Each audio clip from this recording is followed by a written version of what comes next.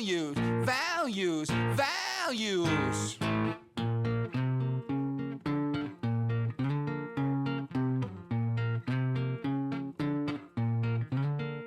Do not talk to strangers online.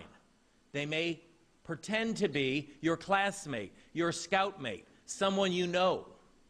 Regrettably, it may be somebody you know. It may be a neighbor in proximity. It may be a deviant who's taken the information that they know firsthand, enticing you in the conversation to relax and let your guard down.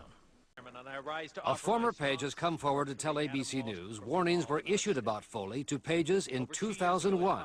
Matthew Lowardich says pages were told to watch out for Foley. It was a slight cautionary statement, you know.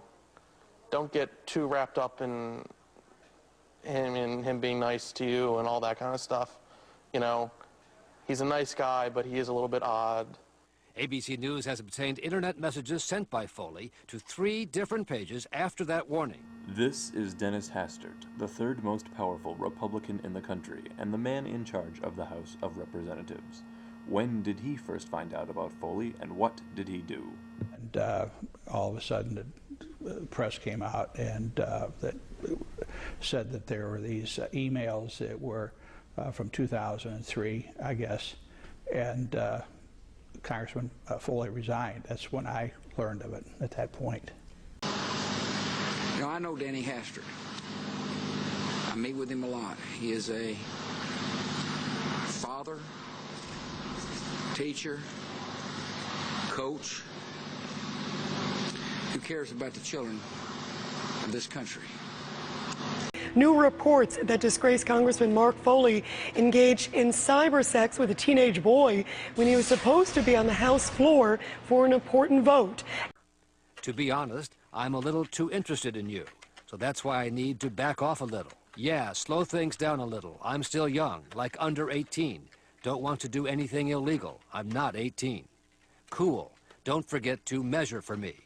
A reference to his request that the page provide the measurements of his sexual organ, a request Foley repeatedly made to another page as well.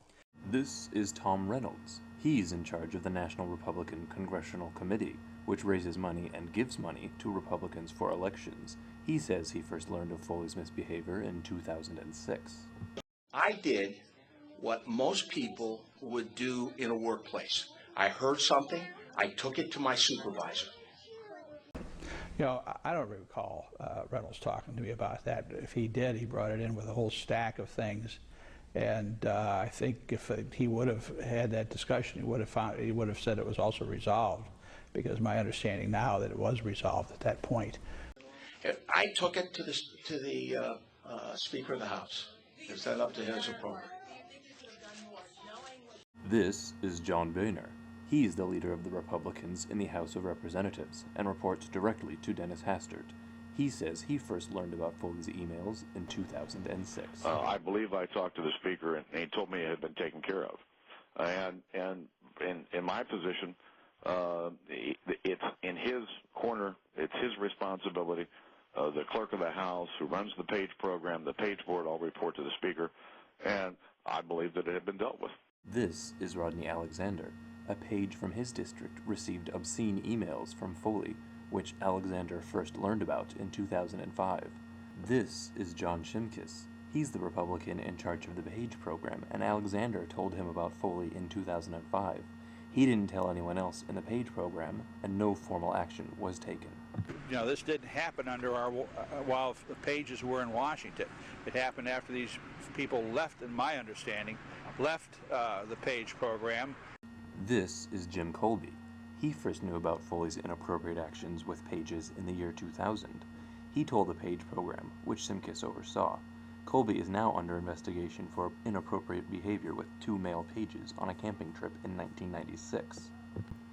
This is Kirk Fordham. He's Mark Foley's former chief of staff, who went on to work for Tom Reynolds as his chief of staff.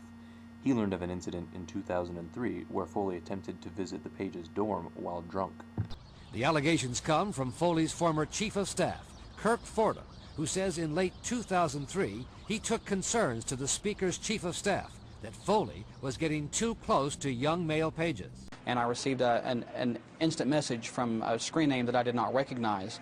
It almost turned sexual in nature immediately, asking things of a personal nature about me and my body and things of that sort. But it's not always pretty up there on Capitol Hill, and there have been other scandals, as you know, that have been more than simply naughty emails. So with at least 7 Republicans learning about Foley's inappropriate actions since 2000, why didn't a single one of them go to the police or to the FBI in 7 years? Why didn't they at least ask him to resign before all this became public? Tom Foley gave $100,000 to the campaign arm of the House Republicans, the National Republican Congressional Committee, at about the time when they were deciding to ignore these emails, this first round of emails they saw, maybe a couple months after they first knew about this. Suddenly he gives this big donation. It really raises the question, did he buy their silence? The fact is that that was raised in an honorable fashion, as I best understand it, from Mr. Foley, and he gave it as his own free will, and I believe he has still about $1.8 million in his own account. It's something that members that care about the party and helping to advance the opportunity, me to continue a majority. Tired of a party that puts power and money above protecting our country, above protecting our jobs, and even above protecting our children? Then there's something you can do about it. This November 7th, it's time for a change. Values, values.